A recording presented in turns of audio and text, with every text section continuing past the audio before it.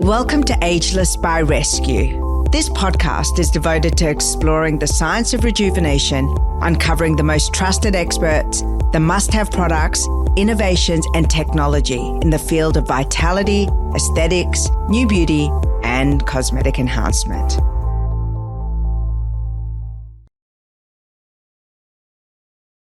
Nikki, it's so good to have you on the show. And I have to say, I don't know whether it's me or if it feels like menopause and perimenopause is the hottest topic of health and well-being at the moment.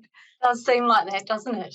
And it's I agree. It's a beautiful thing because, just as periods and midlife crises and boob jobs are a thing that are probably in a lot of people's futures.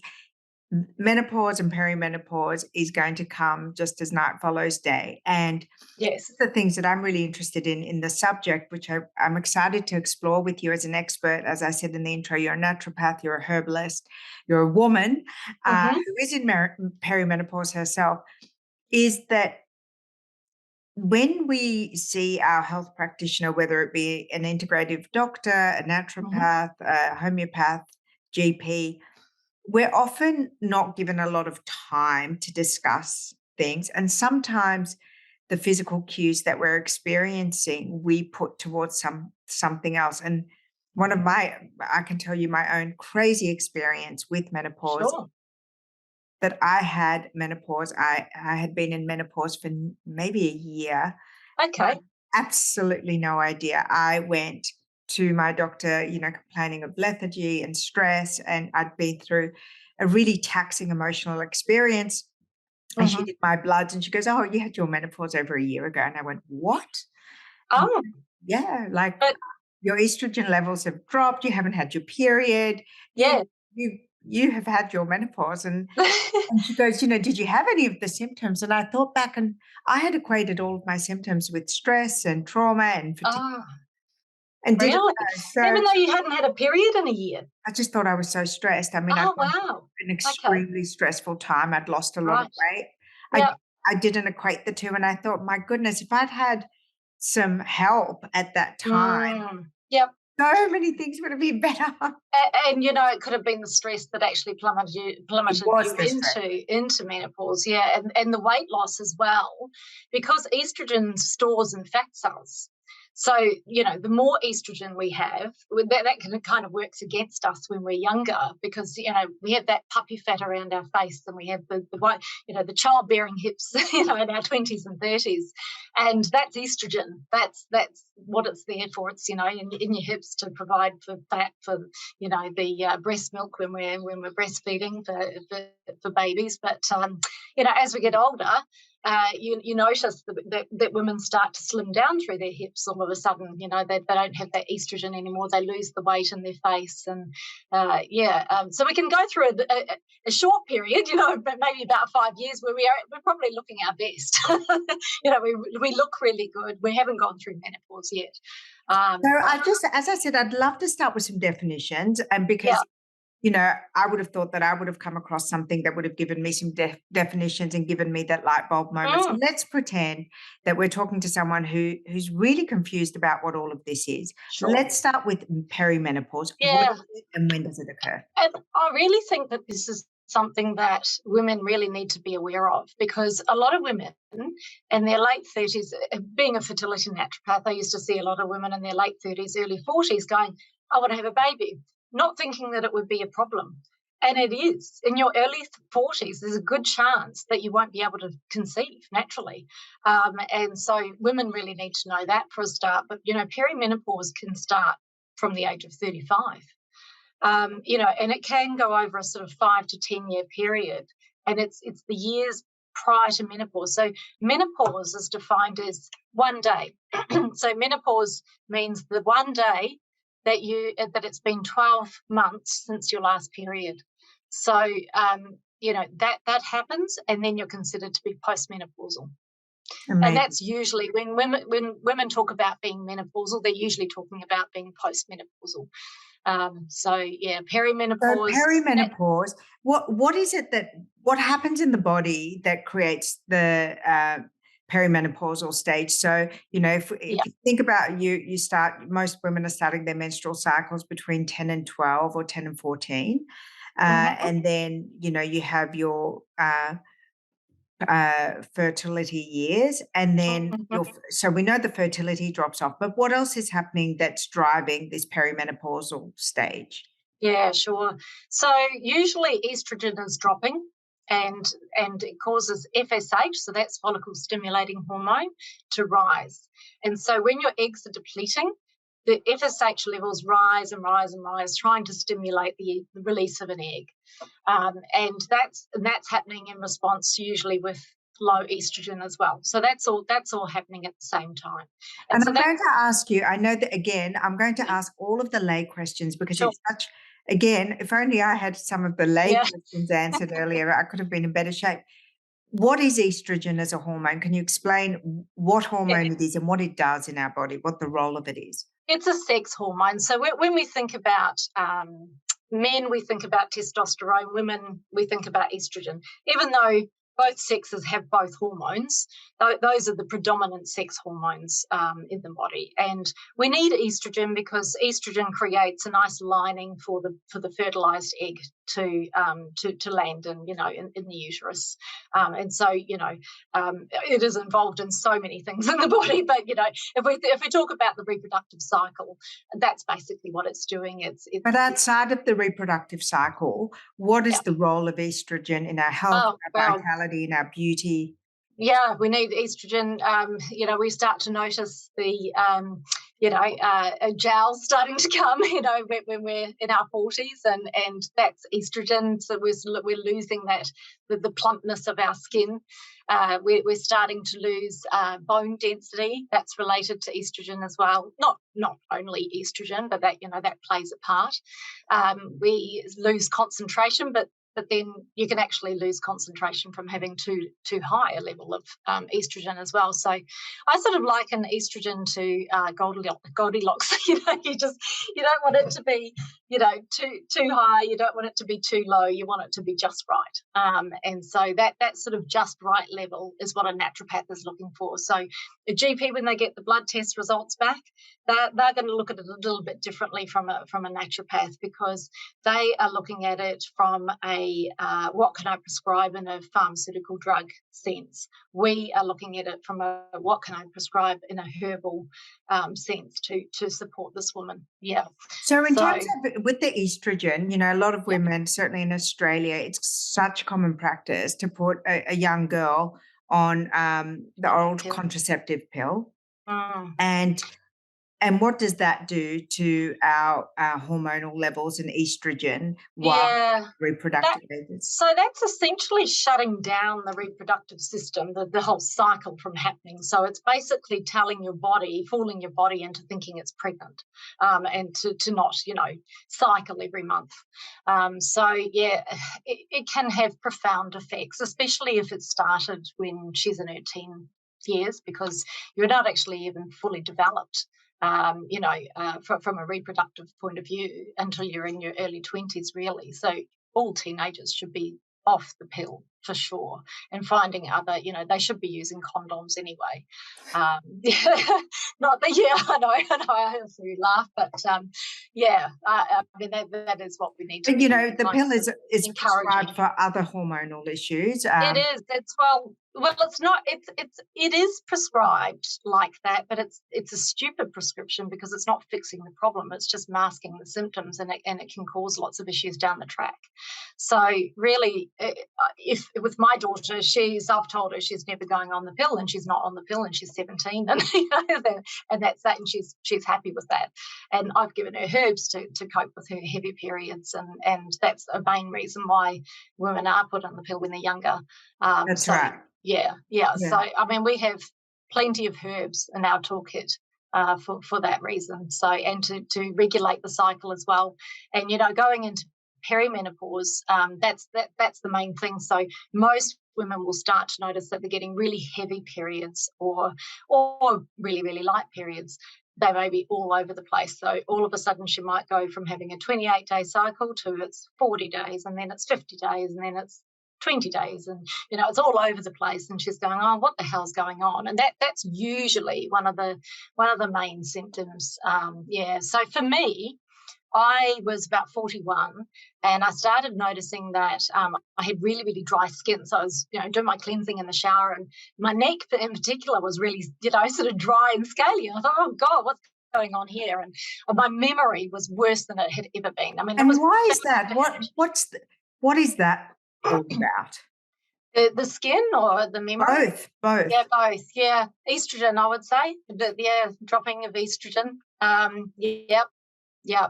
I mean, I guess everything's sort of thrown into turmoil, isn't it? It's this drop in all hormones, because there's also DHEA, which we'll go into a little bit later on. But so once I had those sort of symptoms, I thought, oh well, maybe it's a hormonal thing. I'll do a day 3 test. So you do a test on day 2 or 3 of your cycle, and you test FSH and estradiol, which is the most potent form of estrogen in the body. So there's different forms of estrogen.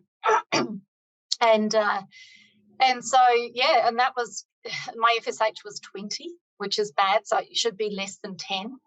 And I thought, oh my goodness, none of my clients at 41 had an FSH of 20 or more. And what does that mean, that it's 20? So that means that basically I'm going into perimenopause. So your eggs are depleting. You're going into that sort of, into the next stage where you can't conceive anymore. Yeah. And so, and I thought, well, maybe it was just a random error. Maybe I'll just do that test again in a few months. Do you think that's denial? Do you think that a lot of us are in denial, or do you think that that's... probably. Yeah. I mean, I just couldn't believe that at 41, I was pretty healthy as well. It's not like I drank a lot. I had gone through a very stressful period, like yourself. Yeah. So, I think that definitely contributed to it. And my GP agreed with me. I'd started this business, I got divorced, and my nana died, and my nephew died, and all these things happened in quick succession. And so I would say that that's probably what pushed me over the edge. But anyway, I did another test in a few months' time, and it was 60, and that's when I was just horrified. Oh my God, this can't be happening to me. So anyway, I went to my doctor and I said, give me some DHEA. So as a naturopath in New Zealand, when I was in New Zealand, I was able to prescribe DHEA. So it was really foreign to me to come over here and have to go to a doctor to get the prescription. And basically what that is it's a steroid hormone that's produced in your adrenal glands, and that converts into a lot of different hormones. Testosterone is the predominant one. And women need the testosterone as well. Well, no, testosterone actually converts into estrogen via an enzyme called aromatase. So, it can boost both, and it can also boost progesterone as well. So you need the progesterone support. So I started taking chaste tree straight away. That is the number one herb that I would take to regulate cycles, increase progesterone. And then I also took the DHEA, and my estrogen started to rise. So I did another test about a year later, and my FSH was less than 10. So I couldn't believe that I actually managed to reverse going into menopause. It was completely reversed. My estrogen was up, FSH was down. And, my GP at the time, she said to me, look, I think this is before I did that second blood test, in a year. And she said, I think you'll probably stop having your periods altogether in about 5 years. Oh, God, 46, that's really early, and I'm 47 now and still got a 28-day cycle. I'm still taking the chaste tree. I stopped taking the DHEA recently because I brought out a new formula that contains tribulus, and tribulus leaf naturally increases DHEA. So now, I do want to interject here and say this is your personal experience with it. And it is, but that's based on having prescribed it to other women. Yeah. And anything to do with your medical health, I always say we have the experts on the show, but the one thing that you need to know is you need to know your own health dashboard. You need to have a blood test. You need to go and see a professional. Absolutely. Whatever, we talk about, whatever supplements or medication that we talk about, what's out there, but the dosage and the frequency and the correctness of it for you Yes. are definitely not one to go out there and, dose up yourself. So No. the conversation, the stories that we're telling are our own stories. And like you, I took DHEA. I didn't take Did you? HRT. Yeah, I took Right. DHEA, and that seemed to make me feel fantastic straight away. Yeah. But let's go back to definitions. What is the role of progesterone in our cycle and in our hormonal makeup?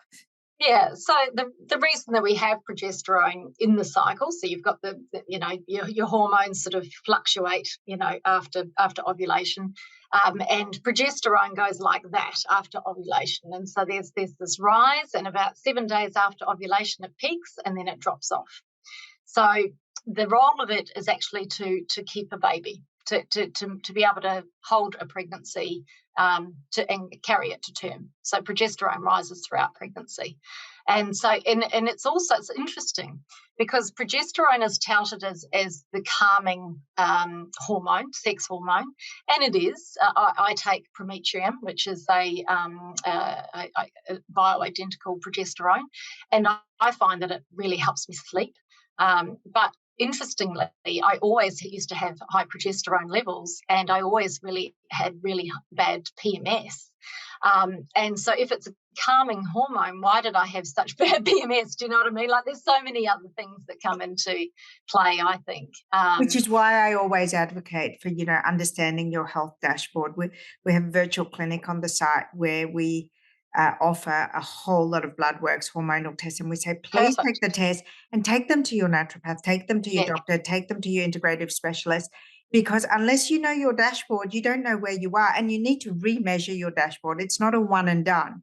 Exactly as you said, you have to go back and get the scorecard and tweak it. With your DHEA, Nikki, was that a compound formula for you? Because I have one completely compounded for me. I don't take, yes. Yes, yeah.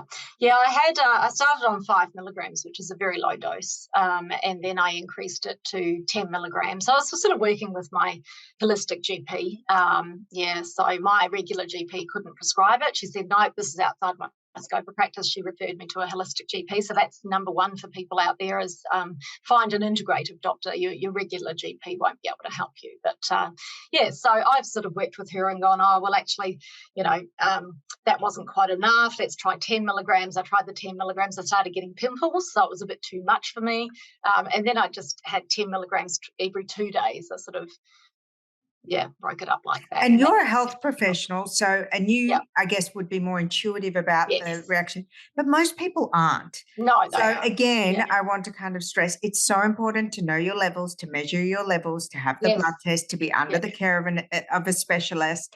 And whilst there are so many wonderful supplements out there, you need to measure how you're responding to them, because natural doesn't mean benign. Natural is actually quite powerful. Absolutely. And my estrogen levels from the DHEA are a testament to that. I mean, they were sky high, which is dangerous. You don't want your estrogen levels to be that high. That's a risk factor for breast cancer. I got quite worried when I saw that, and that's why I've stopped taking it altogether now. So, can you tell me about, you were taking another supplement? What was that supplement, and how does it work in this perimenopausal stage? Why is it good? So you're talking about the chaste tree to regulate chaste tree, yes.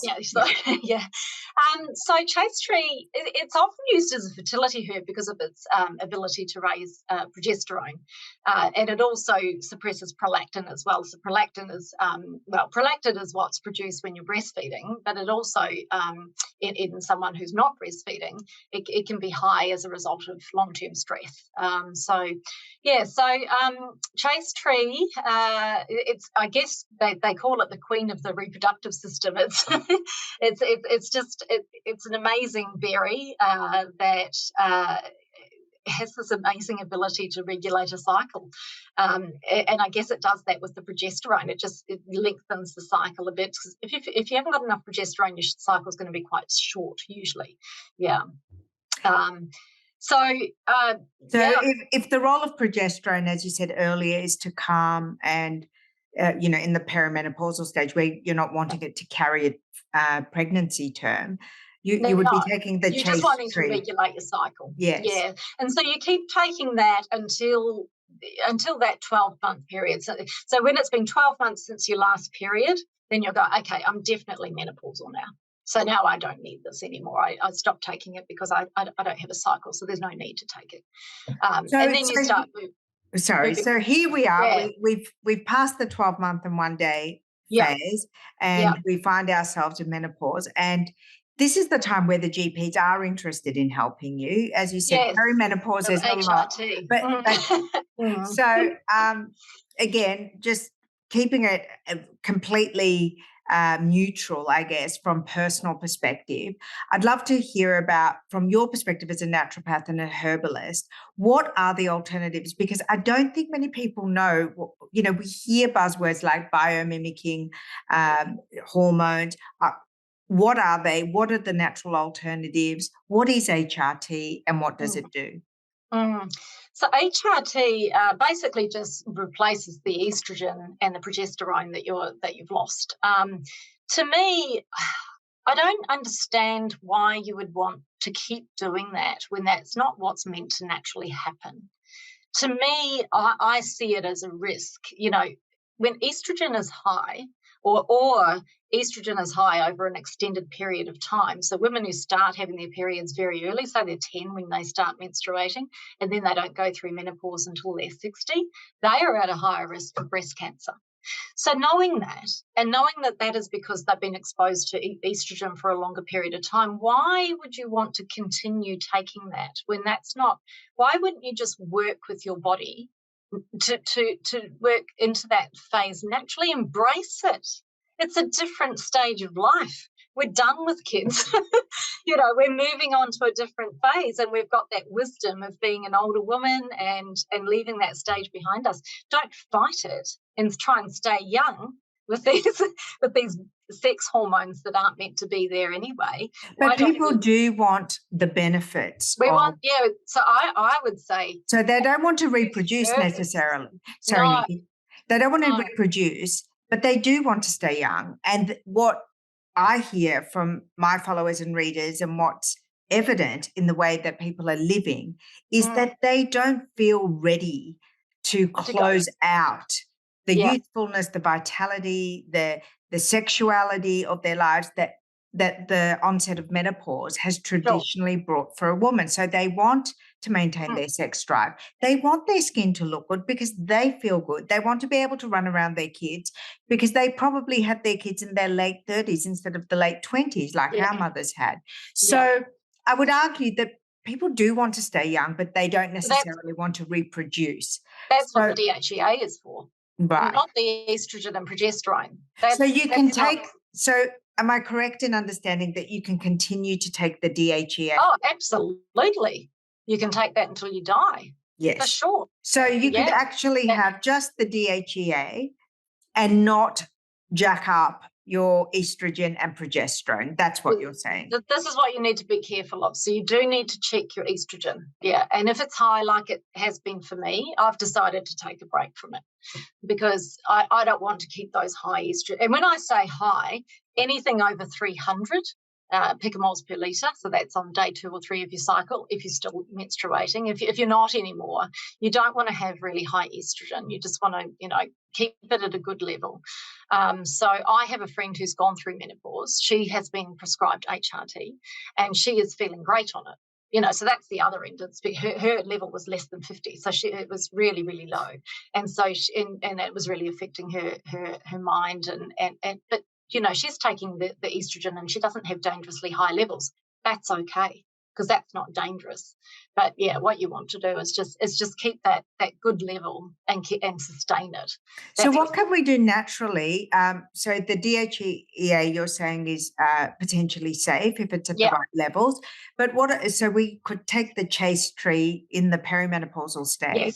Yes. What is a natural I guess HRT alternative that's going to hit all of the good things that we want, which is, good skin, good energy, mental clarity, sex drive, youthfulness. Yes. So that, I was getting to that. So what and what I was saying about embrace it before, I was just going to get on to what you want to do is take herbs to actually help you go through that stage naturally.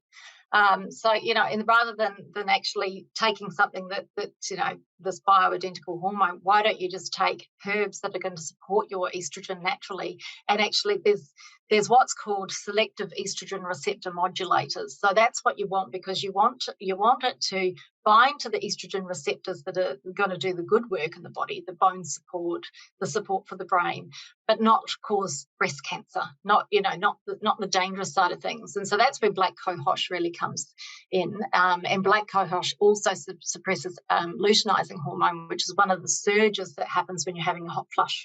And so that's why that's good for hot flushes.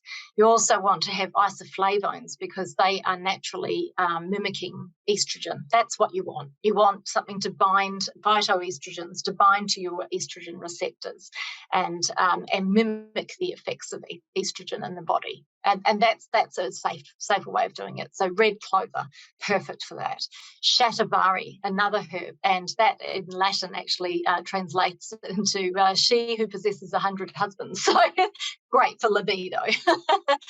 Raymannia, fantastic adrenal tonic. And when you talk about, health and vitality, yes, of course, you want to have all of those. You don't want to go through menopause and go, oh, well, I'm an old woman now.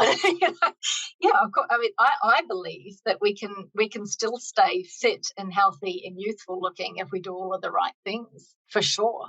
One of the things that I was interested to ask you as an expert and as someone who's working, I guess in the field working with women is there seems to be this, I guess, correct or incorrect conception that, you're doomed to have a weight gain, you're doomed to have a cognitive decline, you're doomed to have a massive drop in your libido. Yeah, I think for everyone? Is that an absolute? I think it's hard as well when you go to a doctor and they say, oh, well, that's all just part of it, because I don't think it is part of it. Yeah, it's going to be harder. It will be harder to shift that menopausal belly. So you've got to put some more effort in, more exercise than you normally would. Be very careful about what you're putting into your mouth. Avoid sugar. Like all of those things that you used to get away with when you were in your 20s, you're probably not going to get away with anymore. Eating junk food on an occasional basis. We need to be healthy. We need to watch our diet. But, we need to be healthy and watch our diet in our 20s and our 30s if we want a good body as well. So yeah, they seem to be like, big, blanket statements for wellness. So what I'm asking you is, and you're right, it is harder. You're absolutely correct. It is harder. But, it's not a fait accompli, is it? You can still have great health, great mental clarity, great sex drive, a great figure, energy, and all the vitality in the world in your menopausal years, right? Yeah, I think so. I don't see any reason why you can't, especially if you're taking DHEA. I mean, that's what it is, an anti-aging hormone. That's what it's known as, and that's why people take it. People have taken it for years. Men and women have taken it, and men bodybuilders take it because it helps you to build muscle, and of course, it does the same for women because it raises testosterone. So, and then when it's raising testosterone, that's raising the sex drive. So we all, I mean, how much are you taking? I don't even know. I think 10 milligrams. 10 milligrams, yeah. I think 10 milligrams. And I think I started off with 5, exactly as you said. Yeah. And then I take 10 milligrams and it's, but I also take supplements. I take collagen, I take NMN, I take NAD.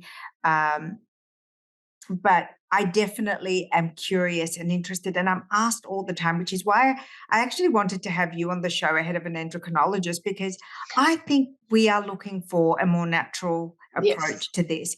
And I agree with you in the statement that you made that no one wants this to be yet another battle. We've just come out of periods and pimples and not getting pregnant and, all of that. We don't want to go into another battle. We actually want to lean into it and find a healthy, sustainable way of managing this hormonal experience.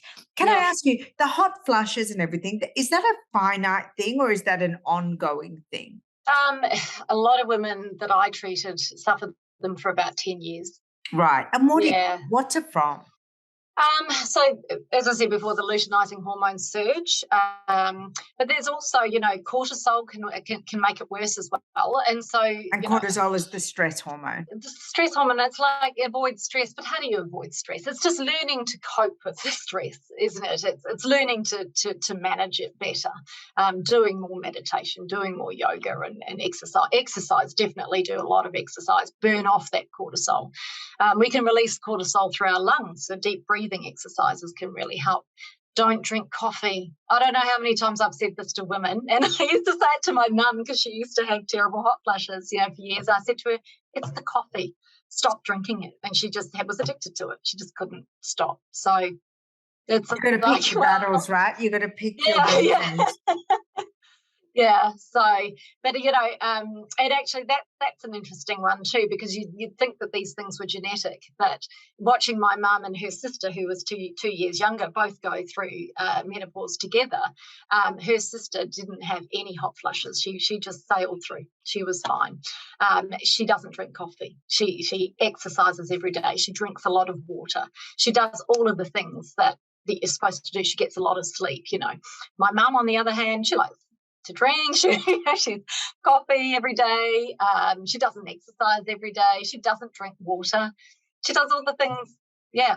And that's what I mean by, you just have to, we all get told to eat a healthy diet and blah, blah, blah. And, it can go over the top of our head because we go, oh, yeah, okay, it's the same shit. But it's like, yeah, but it's you've got to pay attention to that because, when you eat sugar, that's stressful to the body. So you just got to make your choices and go, right, that's it. I'm not eating sugar anymore. I'm not drinking coffee. And you've got to have that motivation to do it.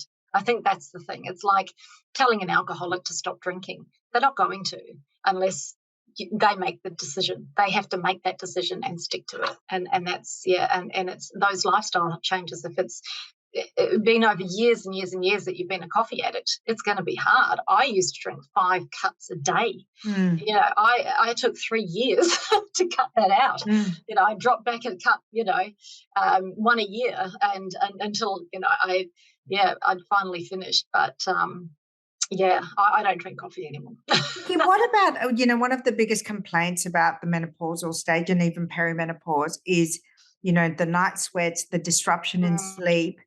What's happening there? Is that also an estrogen issue? Is everything estrogen?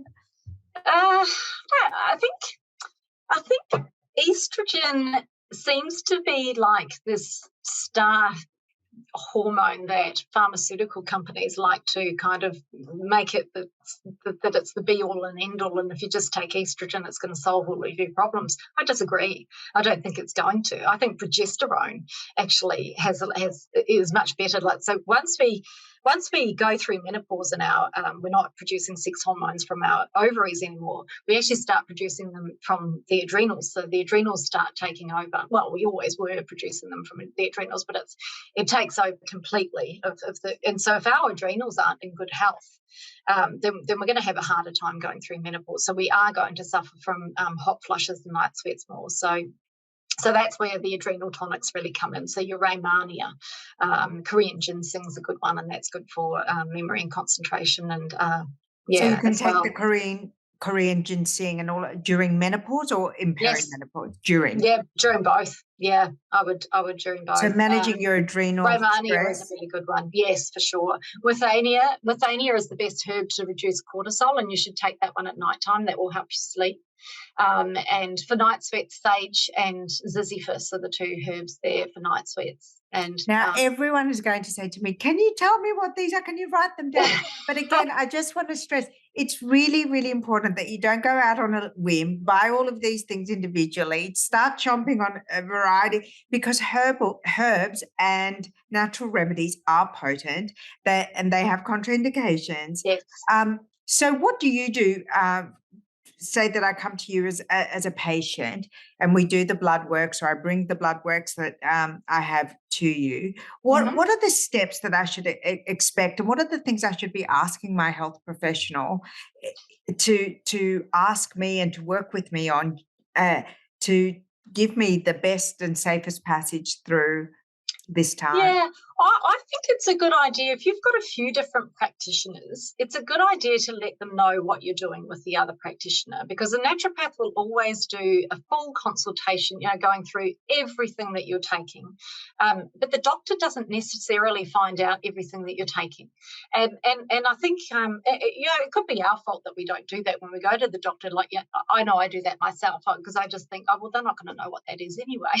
So why would I tell them? They don't get training in That's really interesting. You should say that. I think you're absolutely right. We make an assumption, and perhaps their time poor, the system is broken. But you're right. We do make that assumption. Yeah. Whereas, like my holistic doctor, she would know. If I talked to her about it, she would know what I was talking about. And so, so we should, or even if we, this is a good example. When I was on the DHEA, I went to I had to see, oh God, now I've forgotten the name. I had to see a specialist. I've forgotten the name of the specialist, but anyway, I need a memory formula. But anyway, he was asking me, what was I taking? And so I told him that I was taking DHEA, and I thought, I don't know if he's actually going to know what I'm talking about. And I said, so he said, is that sort of an estrogen support? And I said, well, yeah, it does. It raises estrogen via testosterone. And he said, well, you need prometrium to counter offset that, because if you just take estrogen on its own, that can be quite a risk factor for endometrial cancer. So you do need progesterone to offset it. So that was great that I found out that there was a bioidentical progesterone available on prescription. So GPs will be able to prescribe that to people. But, that was great that we had that conversation, and I was able to explain to him what it meant. And he just came back with, okay, well, that's the action that it has. And I guess when you're going to see a naturopath or a herbalist, ask them what action is this having in the body? What is this doing? What are the contraindications to this herb? And just understand, because you have a book, it's really easy. You just look it up. Like if you're sitting in their office, they'll just be able to, well, I'm not sure off the top of my head, but let's have a look. If they're not sure. So it's really easy to look those things up. And Nikki, are there anything that are, I know that at the moment there's a lot coming out in the for the PMT and perimenopause. A lot of brands are bringing out tinctures and supplements in that space. Are there any aggregated supplements that you don't even have to say by brand, but that are available on the market, and who is able to point us in the right direction? Because again, I always think, please get your blood panels done, get your health test, get your gut test, and then go and see an expert. But still, are there things that are already made that you think are good? And I know that you make some things up too. Yeah, I do. So obviously I can talk to my ones, but I can talk to other supplements as well. But and yes, good point about making sure that you have those blood tests, because if you were to take my PMS support and antioxidant, that's a great one for PMS or perimenopause. During that stage when you've actually got a cycle, as long as your estrogen levels are normal or high. If you've got low estrogen, you would not want to take that formula. So those are things that your herbalist or your naturopath would know about, and so it's good to work alongside a naturopath, even if something is available over the counter, such as my formulas. But once you've gone through menopause, then definitely the stress and estro support AM formula for hot flushes and adrenal support, and then I've got the sleep and estro support PM formula. So that's got sage, ziziphus for your night sweats, and valerian and hops. Hops is estrogenic, and valerian and hops together is great for insomnia, and that's usually accompanied, with menopause. There's quite a few women suffer with sleep issues, and then if stress is an issue, then they can take the stress and sleep PM formula, and they can combine the two. So I would say if the person doesn't have enough money, say, to go and see a naturopath, because they can be very expensive, approach the company themselves and just ask them. I get questions all day, can I take these two supplements together? And I'll come back with an answer. And I'll ask them, what is your last? Send me through your blood tests. Send me through those results, and I'll give you a prescription of what you should take. So you can always, there's usually always naturopaths that work for these companies, and they can give you good advice on what to do. And what made you decide to create products? I mean, was it There was nothing out there. Yeah, there really wasn't. I mean, well, I designed the prenatal formula for my last pregnancy. That's how I designed NaturoBest. But yeah, coming into menopause and perimenopause, I just thought, geez, there's just nothing on the market that I wouldn't even contemplate taking any of these things, or I'd have to take one of this, one of this, one of this, and yes, that's what I'm talking about. yeah. And also, at what dose, at what efficacy, what are the clinicals? And how did you test these? Are they TGA approved? Are they clinically studied? Tell me more about that. Yeah, anything that's sold in Australia has to be TGA approved. So, or listed with the TGA. I mean, you can't, to do testing, that's millions of dollars to do a clinical trial. And it's very rare for a supplement company to do clinical trials. It's just not done. But what you rely on is the data from the raw material suppliers. So they may conduct their own clinical trials for various issues. So for black cohosh, there are definitely studies with certain ingredients. So people will pay, the raw material suppliers will patent it, and that's what you're buying is the ingredient that has been clinically trialled and shown to be effective. So I chose the saffron that we've got, which is patented as Affron. Chose that one because it had about 6 clinical trials on it in using it with perimenopausal and menopausal women, and it was shown to really reduce their irritability, help them sleep, and yeah, it's I guess you'd describe saffron as like a natural antidepressant. So it's a natural SSRI. Because that's another thing, actually, that I didn't mention before, is that if HRT isn't your thing and sorry, I would ask your doctor about an SSRI, so a serotonin reuptake inhibitor, an antidepressant, because that's actually very effective for hot flushes. Wow, gosh. Yeah. Most people are talking about getting off the SSRIs and yeah. Well, this is if you want to go down the drug route, which some people do, because some people don't have the patience to do herbs. You're not going to get an effect like that from herbs. That was my next question. When you are taking these natural supplements, what is it, what should you expect, and when should you expect the efficacy to kick in, and what are the signs that you're looking for that tell you, yes, this is working? Yeah, the really obvious one would be that your hot flushes would be reducing or the night sweats are reducing, and that could happen within the first few weeks, or it could take a few months, and everybody is different, and that's the thing, you just don't know how someone's going to respond. Some people are really fast responders and other people are slow responders. So, and do you find that people will give up if they're not getting that immediate hit of it depends on their personality type. So if they're and it depends on when they were prescribed it. Were they told that it could take a few months? Because it's expectations, isn't it? If you're expecting something to work straight away and it doesn't, you go, oh, well, it's not working. But if you set out with that expectation of this is going to take a few months to actually really work, like the chase tree, I would give that at least 3 months, 3 cycles before it really starts to, you notice that it's, regulating your cycle, that you have more of a 28, 29-day cycle. It's not going to happen in the first cycle. Yeah. I want to just close out by going back to something that you mentioned, and it was when we were giggling about the fact that, there are always the motherhood statements of eat well, exercise, drink your water, But I want to go back to water because I have heard this a lot, and I would love your kind of expert thoughts on it. What is the role of increasing your water intake, and what is the benefit of doing that specifically for the symptoms of perimenopause and menopause? Yeah, keeping hydrated, especially if you're having night sweats, you're sweating it all out. You want to replace that. But yeah, keeping hydrated is going to keep you cool as well. Keep you cool down. You don't want to, and also if you're not drinking enough water and your body's going into a dehydrated state, you're stressing your body, so you're producing more cortisol, which is going to the hot flush is worse.